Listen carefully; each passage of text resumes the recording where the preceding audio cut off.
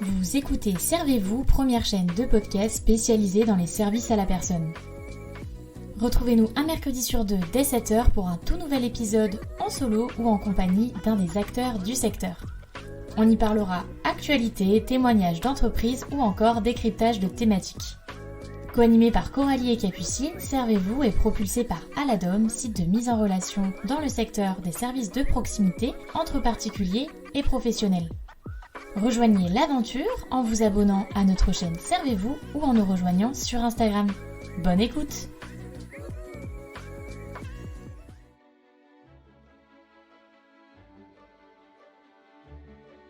Hello à tous, on se retrouve aujourd'hui dans un tout nouvel épisode où je suis en compagnie de Bénédicte. Donc Bénédicte, elle est là avec moi aujourd'hui pour s'exprimer sur l'association Liage. Donc c'est une association belge. Voilà, elle a engagé donc elle-même et au nom de l'association aussi sur de nombreux sujets qui concernent les personnes de plus de 55 ans.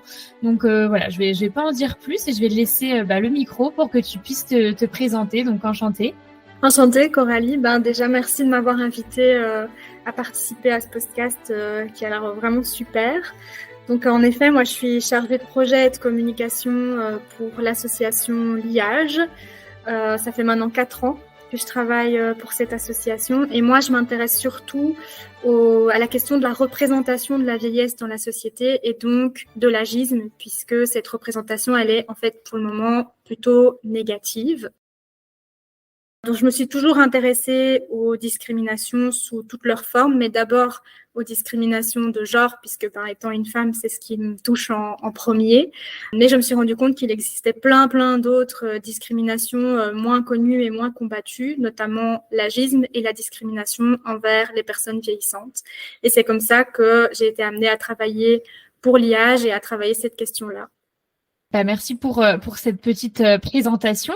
Pour qu'on se situe un petit peu justement, est-ce que tu peux revenir sur l'association, comment elle est née, voilà globalement quels sont vos objectifs pour qu'on comprenne un petit peu mieux vos engagements et votre positionnement.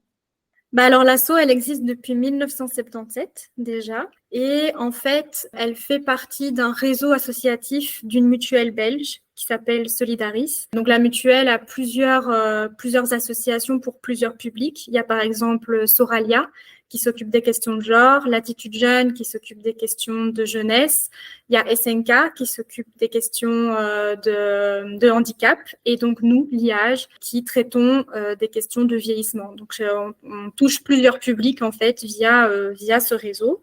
À la base, on s'appelait Espace Senior, mais on a changé de nom il y a environ 1 an parce que ça correspondait plus trop aux nouvelles missions que nous on voulait mettre en avant. Liage, ça correspondait mieux parce qu'il y a vraiment cette idée de lien et de remettre le vieillissement comme une partie de la vie qui fait partie de la vie en fait et qui est pas en dehors de cette vie, en dehors de la citoyenneté.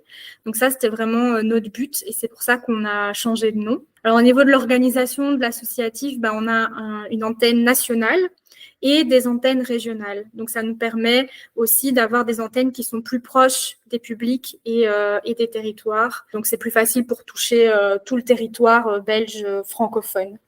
Comme je disais, on a changé de nom pour s'appeler Liage parce que on voulait vraiment mettre en avant un aspect plus militant. Donc, pas seulement être un espace d'expression fermé sur les personnes seniors, mais rendre la vieillesse ouverte sur le monde en fait. Et changer surtout la vision que la société peut porter sur la vieillesse, qui est une vision pour le moment très discriminante, très négative.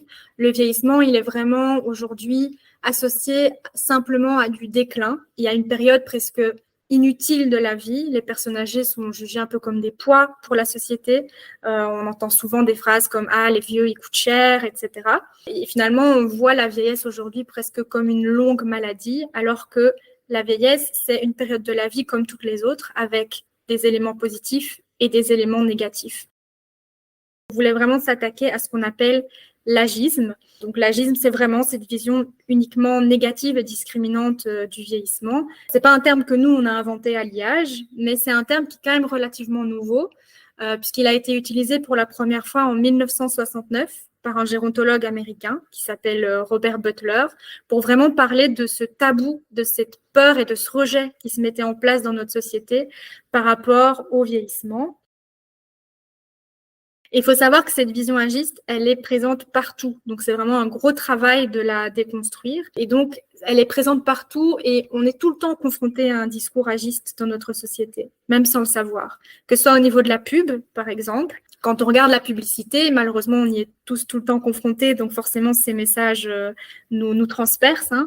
La pub, quand elle s'adresse aux personnes âgées, c'est vraiment pour appuyer cette idée de déclin. Donc, on va s'adresser à elles plutôt sur de l'ordre de acheter des protections pour les fuites urinaires, acheter une assurance obsèque ou un monte-escalier. Donc, comme si les personnes âgées pouvaient s'intéresser que à ça, en fait, que à leur propre déclin, que à leur propre biologie, on va dire. Alors qu'une personne âgée, elle s'intéresse à plein d'autres choses, elle va faire ses courses, elle va acheter des vêtements, elle part en voyage, elle fait plein d'autres choses, mais on ne s'adresse pas aux personnes âgées pour tout ça.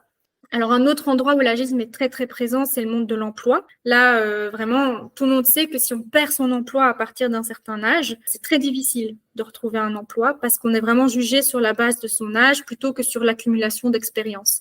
Et même quand on est au sein d'une organisation, on est souvent un peu mis sur le côté à partir d'un certain âge. C'est-à-dire qu'on ne considère plus les personnes vieillissantes comme des personnes qui peuvent être des mentors ou qui peuvent transmettre certaines expériences. Elles sont vraiment mises sur le côté. Et ça, c'est un cercle vicieux parce que du coup, forcément, la personne, elle se désolidarise de son travail et elle rentre finalement dans les clichés agistes qu'on voulait lui imposer à la base. Il y a aussi la façon dont on s'adresse aux personnes âgées. Et ça, je pense que c'est intéressant pour toutes les personnes qui travaillent dans le service à la personne, notamment les soins à domicile, etc. C'est-à-dire que ça a été étudié par des linguistes, quand on s'adresse à une personne qui nous paraît manifestement âgée, on va adopter un ton de voix plus haut et on va parler de façon plus simple et plus lente. Pourquoi ? Parce qu'on considère que comme elle est âgée, elle est forcément déficiente cognitivement ou au niveau de l'ouïe, alors que ce n'est pas le cas de toutes les personnes âgées, donc on est vraiment dans le stéréotype. Ça a un impact très concret sur les personnes, notamment au niveau de leur santé. L'Organisation mondiale de la santé, elle estime qu'il y a environ 6 millions de dépressions dans le monde qui sont directement liées à l'agisme et qu'une personne qui a un regard négatif sur le vieillissement va vivre en moyenne 7 années et demie de moins qu'une personne qui a un regard positif ou neutre. Mais c'est très difficile d'avoir un regard positif sur le vieillissement dans la société actuelle. Et donc tout ça, c'est super important à savoir quand on travaille avec des personnes âgées que la façon dont on va s'adresser à elles, la façon dont on va transmettre des clichés agistes peut finalement les enfoncer dans leur autonomie et dans leur santé physique.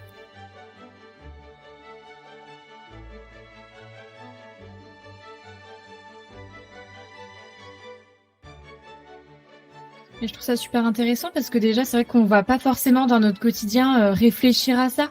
Et là, les exemples que tu donnes, voilà, tu parles de publicité, tu parles de cinéma, etc. C'est des choses relativement en fait factuelles, mais c'est juste qu'en fait, on part un peu du principe que c'est la normalité et en fait c'est effectivement comme tu le dis c'est vraiment des automatismes qu'on va avoir parce qu'en fait on va pas trop se poser la question et on va pas forcément imaginer qu'il y a un impact derrière, ce qui est triste, hein, c'est un constat qui est hyper malheureux, mais là à travers tous les exemples que tu donnes j'arrive clairement à me remettre dans des situations, etc. Le fait de parler un peu plus fort et sans mesurer l'impact que ça peut avoir sur la personne. Et du coup avec ces exemples là, moi je me demande du coup les exemples, est-ce que tu as des exemples d'actions que vous avez mis en place pour justement essayer de limiter ces impacts-là et de mettre en avant justement tous ces constats-là que vous avez faits pour sensibiliser la société à ce fléau, entre guillemets? Ben ouais, t'as raison, c'est vraiment pas quelque chose dont on se rend compte à première vue, parce que l'agisme, c'est quelque chose qui est pas encore connu et surtout qui est fort toléré. Donc, quand on a des messages comme ça dans la publicité, quand on a des stéréotypes sur le vieillissement, c'est quelque chose qui est pas encore perçu comme un stéréotype. Non, ouais, c'est ça, ouais. C'est ça le problème. C'est que, par exemple, si je disais un truc du style les femmes ne savent pas conduire ou les personnes homosexuels devraient faire leurs courses à une certaine heure de la journée pour ne pas gêner le reste de la population. Je pense, et j'espère, qu'il y aurait quand même une grosse partie de la population qui pointerait ça du doigt comme étant du sexisme ou de l'homophobie. Mais si on parle comme ça en termes du groupe social des vieux, parce que c'est un groupe social, ben ça passe, parce que c'est encore considéré comme justifié et justifiable. Alors que, comme tout stéréotype et toute discrimination, c'est évidemment extrêmement dangereux et ça mène à des glissements qui peuvent aller très loin.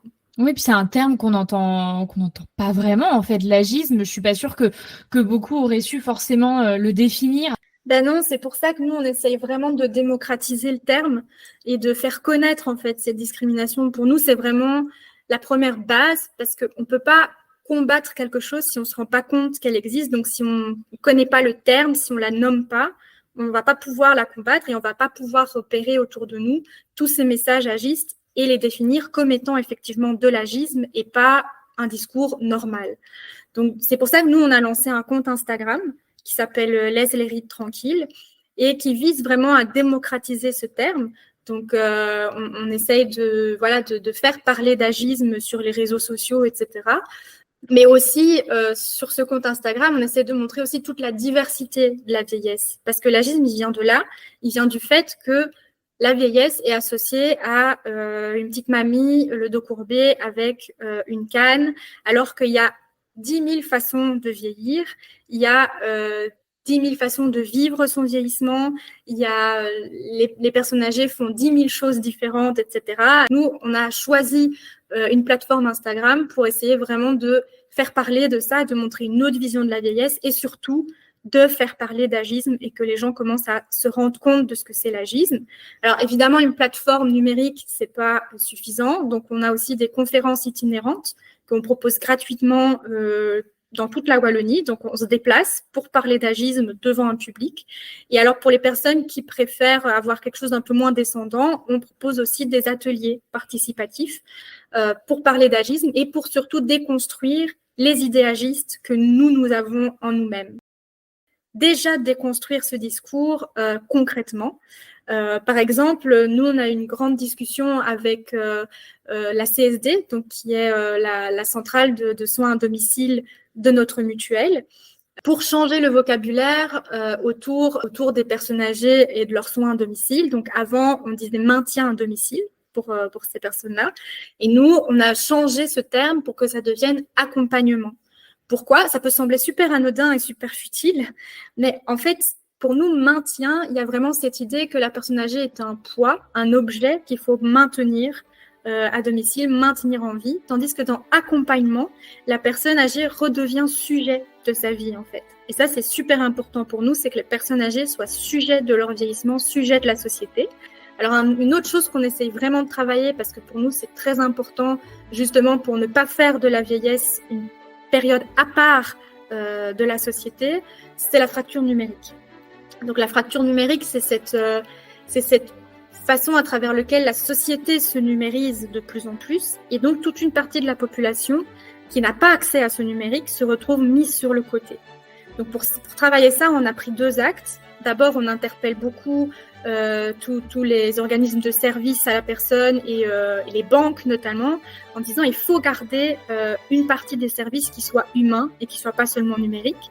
Mais de l'autre côté, on sait bien aussi qu'on ne va pas stopper la numérisation de la société. Donc nos antennes régionales proposent des cours à destination des seniors pour qu'elles s'approprient en fait ces outils numériques. Parce que c'est super important qu'elles puissent s'approprier les différentes façons de communiquer, parce que c'est en communiquant qu'elles restent dans le monde.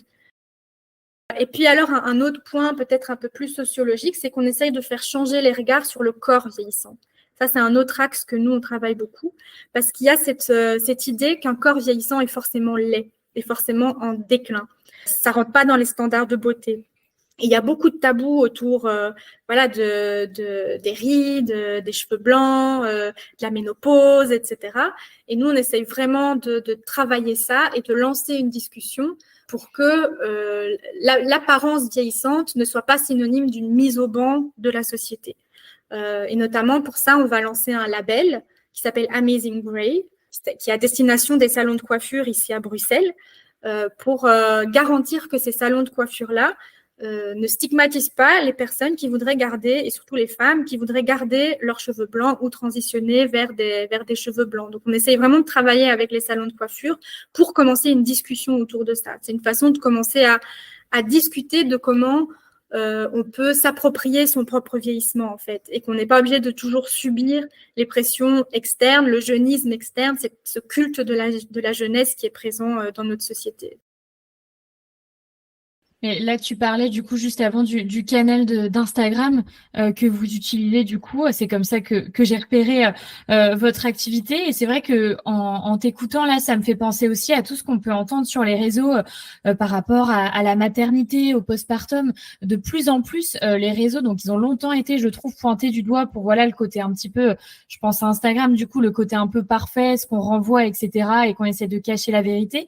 De plus en plus, je trouve, voilà, les gens essaye de pointer du doigt la vraie vie, on va dire. Voilà, je voulais m'intéresser un petit peu à la façon dont vous communiquez sur ce réseau parce que justement, on parlait de fracture numérique. Je trouve ça assez intéressant de comprendre comment vous utilisez ce canal-là parce que je pense que c'est un moyen de faire justement de la sensibilisation, de l'éducation et aussi peut-être de rassurer un peu les jeunes. Récemment, j'ai vu un fil sur TikTok de comment on est quand on sera âgé, on va dire. Enfin voilà, là en t'écoutant, ça m'avait pensé à tout ça. Et donc voilà, si on peut échanger un peu là-dessus, je pense que ça peut être assez intéressant. Oui, j'ai vu passer aussi ce fil TikTok parce que j'adore TikTok. Je passe des heures dessus, malheureusement. Et en fait, ce qui est super aberrant, c'est la réaction des gens, en fait, quand ils se voient âgés. J'ai vu des vidéos où il y a carrément des jeunes femmes qui en pleurent, quoi. Pleurent de se voir vieillissantes, etc. Et ça montre bien vraiment tout ce rejet et ce dégoût qui entoure l'apparence physique âgée. Ça met en danger pas mal de santé, enfin, ça met en danger la santé mentale de plein de jeunes femmes, en fait. Parce que ça voudrait dire qu'en tant que femme, on a une date de péremption, parce qu'à partir d'un moment, notre apparence ne correspondra plus aux standards de beauté. Et ça, je pense que ça joue énormément dans notamment plein de burn-out, etc. Parce que du coup, elles vivent au pas de course, en fait, pour pouvoir tout réaliser avant la date fatidique des 40, 50, 60 ans, où finalement, après ça, elles seraient périmée, elle rentrerait plus dans les standards de beauté. Et quand une femme ne rentre plus dans les standards de beauté, elle est plus jugée pertinente dans le monde. Donc ça, c'est un gros sujet qu'on essaye de traiter aussi. Et alors justement, Instagram, c'est une plateforme qui participe aussi énormément à ce culte de la perfection. Tu l'as dit, quand on est une jeune fille et qu'on scrolle sur Instagram et qu'on commence à se comparer, etc., à toutes ces photos qui sont souvent aussi largement retouchées, etc., il y a moyen de développer vraiment un grand mal-être par rapport à sa propre apparence et à son propre parcours de vie. Et nous, via Instagram, on a voulu proposer autre chose, en fait. Donc, remettre de la couleur dans la vieillesse, dans l'avancée de la vie, dans les rides, etc. Montrer à quel point ça peut être beau, à quel point ça peut être synonyme d'expérience, à quel point ça peut être coloré, à quel point ça ne limite pas, surtout parce qu'on met en avant des portraits de personnes qui ne se limitent pas simplement parce qu'elles ont des rides ou des cheveux blancs, mais qui en jouent, par exemple en s'habillant super coloré ou en faisant des coiffures un peu extravagantes, etc., qui osent encore mettre des mini-jupes, même si elles ont des varices et des genoux qui tombent un peu, etc. Pour nous, c'est hyper important de montrer ça et de montrer à quel point ça peut être beau. Parce que moi, je suis persuadée que c'est beau, parce que c'est humain, en fait. Et ce qui est humain est beau. Et ça, il faut vraiment le remettre au centre des discussions, parce que sinon, ça met trop de pression et ça casse vraiment plein de jeunes filles dans leur développement, je pense, par rapport à elles-mêmes. Mais effectivement, Instagram se renouvelle un peu. Il y a de plus en plus de comptes militants qui proposent, voilà, il y a tout le mouvement body positive, le mouvement contre la grossophobie, etc., qui montrent en fait à quel point les corps sont divers et à quel point cette diversité des corps est belle et intéressante. Et donc, nous, on voulait vraiment s'inscrire dans ce mouvement-là parce que, justement, dans les mouvements de body positivité, etc., il n'était pas souvent question d'âge. C'était encore quelque chose qui, dans cette évolution-là, était encore à l'écart, était encore tabou. Donc, nous, on voulait vraiment s'inscrire là-dedans et pour ça, Instagram nous semblait une bonne plateforme. Et question un peu plus personnelle pour le coup, même si je commence à avoir des éléments de réponse en t'écoutant, mais comment toi tu as eu envie de t'investir dans ces combats-là? Qu'est-ce qui s'est passé? Est-ce que ça a toujours été en toi ou voilà, c'est des réflexions au fur et à mesure où tu t'es dit bah non, moi je suis pas d'accord et voilà, j'ai envie d'apporter ma pierre à l'édifice. C'est assez marrant, on me pose souvent la question parce qu'effectivement, moi, j'ai même pas 30 ans. Et donc, du coup, parfois, quand on me voit débarquer à des conférences sur l'agisme, etc., on me dit ah, quoi, mais en fait, vous êtes jeune, quoi, et vous venez parler d'agisme. En fait, moi, je me suis toujours intéressée à plein de discriminations, les stéréotypes, etc. C'est toujours quelque chose qui m'a beaucoup intéressée parce que j'ai ressenti longtemps une pression à tout faire avant 30 ans. Tout faire avant 40 ans, tout faire avant 50 ans, parce qu'après, ce serait foutu pour moi. Et en fait, à vivre dans cette course permanente qui est vraiment mortifère, en fait, parce que du coup, on s'épuise et on n'arrive plus à rien faire. Moi, ça m'a vraiment intéressé cette notion de vieillesse active et du fait que on n'a pas jusque 40 ou 50 ans pour réaliser les choses, on a toute la vie pour réaliser les choses et la vieillesse fait partie de la vie. Mais il y a aussi des expériences que j'ai vécues, notamment à travers l'expérience de mes grands-parents, qui ont vécu des fins de vie vraiment tout à fait différentes, avec chacune des éléments positifs et des éléments négatifs. Donc, il faut savoir que mon grand-père, il a demandé l'euthanasie. Et il y a eu des éléments très positifs dans cette fin de vie, dans le sens que vraiment, les personnes qui l'ont accompagné dans ce processus-là ont tout fait pour rendre ce moment le plus personnel possible et le rendre sujet de sa propre fin, en fait. On lui a proposé de mettre de la musique, de boire un verre, etc. Enfin, ça a été vraiment... évidemment, ça a été très dur, mais c'était une chouette journée. Mais d'un autre côté, il y avait aussi le fait que, comme il était vieux, comme il était en fin de vie, il y avait aussi des personnes qui lui parlaient comme s'il était gaga, comme s'il était dément, alors qu'il avait juste un problème de cœur, il avait toute sa tête. Et ça, c'était un peu plus négatif, c'est cette façon de faire, parce que je pense que c'était assez humiliant pour lui, en fait. Parce que justement, il prenait ce choix pour garder toute sa dignité jusqu'à la fin de sa vie, et que parce qu'il est vieux, on lui retirait un peu ce choix de dignité, quoi. Donc, et du côté de ma grand-mère, elle qui était très catholique et qui a mis un point d'honneur à vivre sa vie jusqu'au bout, peu importe. On a aussi accompagné dans son choix. C'est des choix différents, mais c'est des choix qui se respectent tous les deux. Elle, par contre, elle a été victime d'un AVC et donc elle s'est retrouvée pendant quelques mois en EHPAD, comme on dit en France, maison de repos, comme on dit en Belgique. Et là aussi, il y a eu des éléments très positifs dans le sens que malgré sa démence, on a aussi essayé de mettre du personnel et de la rendre sujet de sa fin de vie. Mais d'un autre côté, j'ai été aussi témoin de choses qui m'ont extrêmement touchée et marquée, surtout quand c'est un proche à soi, ça touche encore plus. C'est qu'à un moment donné, je suis arrivée et elle était en train de manger et littéralement, une aide-soignante lui forçait la nourriture dans la bouche alors qu'elle n'avait pas encore fini d'avaler la bouchée précédente, la gavait un peu comme une noix. D'un côté, je peux comprendre, je sais qu'il y a énormément de pression sur le personnel soignant et que c'est vraiment pas facile de leur côté, mais il y avait aussi cette idée finalement de ne pas laisser le choix à ma grand-mère de manger à son propre rythme, ce qui est quand même un choix quand on est adulte auquel on est habitué, dément ou pas. Ouais, et puis là, je reviens sur les expériences que tu as pu nous partager. C'est vrai qu'en France, on n'a pas ce droit à l'euthanasie. Donc, en aucun cas, l'idée de cet épisode, c'est de débattre là-dessus. Chacun a bien évidemment ses convictions, mais je trouve ça hyper intéressant d'amener le sujet plus de façon à ce qu'on ouvre un petit peu l'esprit sur le fait que les choses sont différentes d'un pays à l'autre et que du coup, la perception de la fin de vie et donc du vieillissement peuvent être complètement différentes. Je pense que oui, il y a des différences, mais il y a aussi pas mal de choses qui nous rassemblent. Je pense nos deux pays sont pour le moment dans des grosses discussions par rapport aux réformes de retraite, de pension, etc. On a entendu que c'était pas facile en France non plus par rapport à ça. Et nous aussi, on est en pleine réforme et voilà, et je pense que ces réformes, au-delà de l'aspect financier et au-delà de l'aspect de à quel âge on prend sa retraite ou sa pension, etc., ça pose aussi la question de quelle est la place des personnes âgées dans notre société. Est-ce qu'une fois qu'on a fini de produire dans le sens du capitalisme, donc d'avoir un emploi, etc. Quelle est notre utilité dans la société et du coup, à quoi on a droit par rapport à cette utilité dans la société. Et je pense que ça peut être un débat beaucoup plus méta que le débat matériel, qui est effectivement aussi vraiment très important parce qu'on sait que beaucoup de personnes âgées souffrent de précarité. C'est une des populations qui est très, très précaire, surtout les femmes, puisqu'elles ont fait beaucoup de temps partiel, etc. Donc, évidemment, c'est une question à aborder, mais je pense que nos deux pays sont aussi dans ce questionnement de se dire, voilà, on vit de plus en plus âgés, de plus en plus longtemps en bonne santé. Donc, quelle place est-ce qu'on peut donner à cette population qui va devenir, dans une certaine forme, majoritaire, en fait, dans nos sociétés?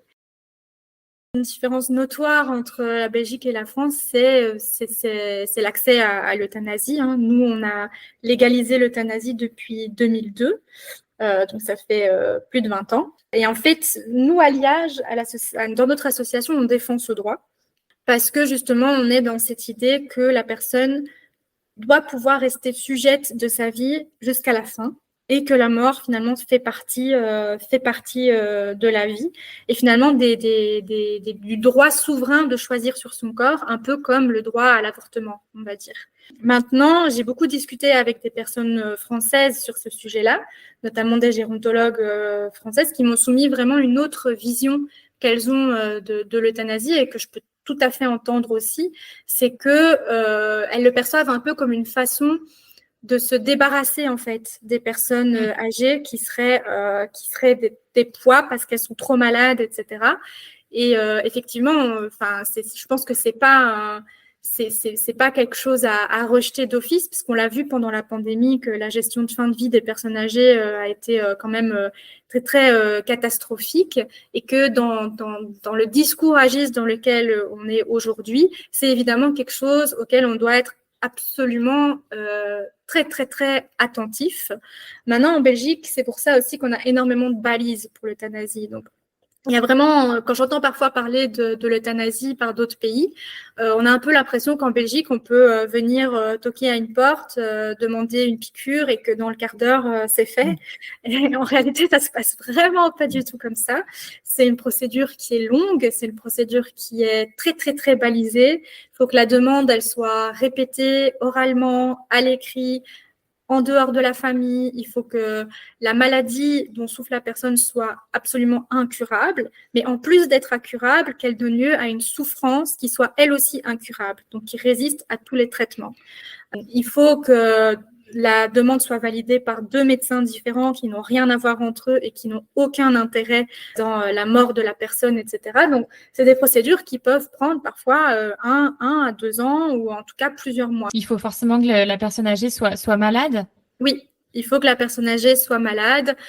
Mais ça peut être aussi une maladie psychiatrique, mais c'est assez rare que ça aboutisse encore en Belgique. On est un peu frileux par rapport à ça. C'est plutôt vraiment des personnes qui sont déjà finalement en quasi fin de vie. Même si, et ça c'est quelque chose qui fait énormément débat, même en Belgique, on a ouvert ce droit d'euthanasie aux personnes mineures. Et ça peut choquer énormément plein de gens. Mais là, c'est encore plus balisé dans le sens que là, ça ne peut pas être une maladie psychologique ou psychiatrique. C'est forcément une maladie physique, incurable, et où la mort est prévue à courte échéance de toute façon. D'accord, ok. Je n'avais pas du tout cette information, mais voilà, de toute façon, encore une fois, l'idée, c'est pas de dire c'est bien, c'est pas bien, c'est vraiment plus d'échanger sur ce sujet et voilà, d'apprendre un petit peu comment ça fonctionne et du coup ailleurs qu'en France. Ouais, mais c'est vrai que c'est super important d'insister sur le fait, et nous, on luttera, même si ce droit-là existe, on luttera toujours pour qu'il ne devienne jamais une façon de se débarrasser des personnes âgées, quoi. Ça, c'est vraiment super important pour nous. Ça doit rester une façon de soulager une personne, pas soulager une société, soulager une personne. La personne doit rester sujette jusqu'au bout de ce choix-là, quoi. Et quelle est la suite, du coup, pour l'association ? Quels sont vos projets ? Nous, ce qu'on aimerait vraiment, c'est rester vraiment dans ce militantisme et se faire relais, en fait, des revendications des personnes âgées auprès des politiques, mais aussi auprès des structures qui les entourent de près ou de loin. Parce que Pour ça, on est assez privilégié puisqu'on fait partie d'une structure de mutuelle. Dans notre structure de mutuelle, il y a donc cette fameuse CSD, donc la centrale de soins à domicile, mais il y a aussi 2 EHPAD, 2 maisons de repos. Donc pour nous, c'est vraiment important d'être le relais entre la parole des personnes âgées, ce qu'elles souhaitent pour elles-mêmes, et ces infrastructures-là qui sont plutôt axées sur le pratique, parce que comme on l'a dit, il y a une énorme pression sur les personnes qui sont dans le care, qui sont dans le soin, qui sont dans les soins infirmiers, etc. Et nous, on voudrait vraiment faciliter ce travail-là en faisant relais entre les personnes âgées et tous les travailleurs et les équipes qui les entourent. Donc notamment cette année, on va faire des tables rondes où on va vraiment essayer de faire réfléchir les personnes âgées à des revendications qu'elles pourraient avoir par rapport à leur vieillissement, par rapport à comment elles veulent gérer l'évolution de ce vieillissement. Et donc ça, c'est vraiment le rôle que nous, on aimerait endosser. Et alors, évidemment, travailler sur toute une multitude de sujets qui sont encore très tabous, notamment la sexualité des personnes âgées, qui reste encore quelque chose de très peu discuté et de caché, de perçu comme quelque chose presque de malsain. C'est des sujets qu'on aimerait travailler. Comme je l'ai dit, on aimerait aussi beaucoup travailler sur le tabou autour du corps vieillissant, donc lutter contre tout le marketing anti-âge, anti-rides, qui pour nous est profondément agiste, rien que dans son appellation. Être anti-âge, c'est quand même quelque chose d'assez dur. Donc ça, c'est vraiment tous des axes que nous on aimerait travailler. Alors les sujets sont ultra multiples et le chemin est encore évidemment super long, quoi. En tout cas, je te remercie pour cet échange. Je pense qu'on a abordé plein de sujets, mais surtout, j'espère que ça aura poussé les personnes qui auront écouté cet épisode à réfléchir, à se questionner, sur leur perception, parce qu'encore une fois, je sais pas si vraiment les gens se sont déjà questionnés sur tout ça, sur l'existence de l'agisme, sur une définition potentielle de ce mot, et sur toutes les petites réflexions que tu viens de faire, les appellations anti-âge, de faire un petit peu le parallèle entre ça et d'autres formes de racisme. Donc voilà, en tout cas, je pense que cet épisode était assez long, mais était vraiment ouvert sur une discussion que moi, personnellement, j'ai trouvée hyper enrichissante. Et voilà, je te remercie de ta participation. Merci beaucoup à toi, surtout de m'avoir donné l'occasion de participer à ton podcast. C'était super chouette. Et voilà, cet épisode est désormais terminé. Comme d'habitude, j'espère qu'il vous aura plu. Et encore une fois, comme d'habitude, j'ai pris beaucoup de plaisir à le faire. En tout cas, je vous dis à très bientôt pour un prochain épisode. Et d'ici là, prenez soin de vous.